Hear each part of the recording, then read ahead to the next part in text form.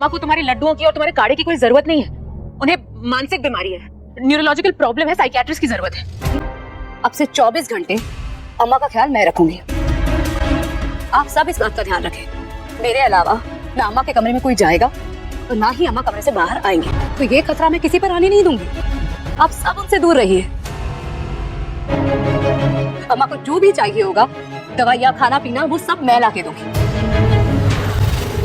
आज से अम्मा की जिम्मेदारी सिर्फ और सिर्फ मेरी होगी। अक्षत के पापा, आपको इससे कोई आपत्ति तो नहीं है ना? इससे अम्मा भी ठीक रहेगी और घर में बाकी सब भी। मैं उठा लूंगी अम्मा की जिम्मेदारी।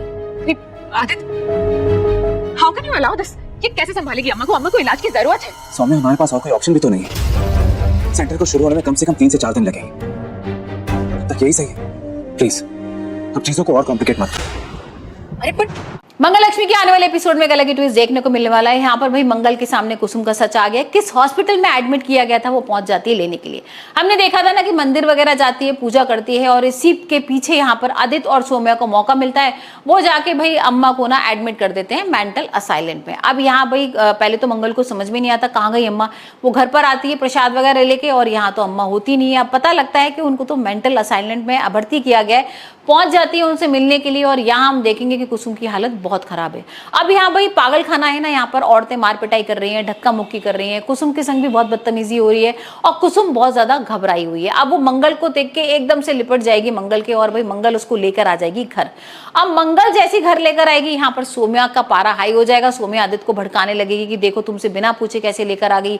उसका बीच में इलाज चल रहा था, ऐसे उसको समझ में नहीं आता और यहाँ पर उसको इतना ज्यादा भड़का देगी कि आदित्य आएगा और उस पर चढ़ जाएगा और बोलेगा कि तुम्हारी हिम्मत कैसी होगी मंगल उनको लेकर आने की। और यहाँ पर तुम्हें पता है ना उनका ट्रीटमेंट चल रहा है, उन्होंने क्या कुछ किया था और तुमने मेरे से बिना पूछे कैसे तुम अम्मा को लेकर आ गई? तुम कौन होती हो लेकर आने वाली? और यहाँ पर बहुत कुछ बोल रहा होता है।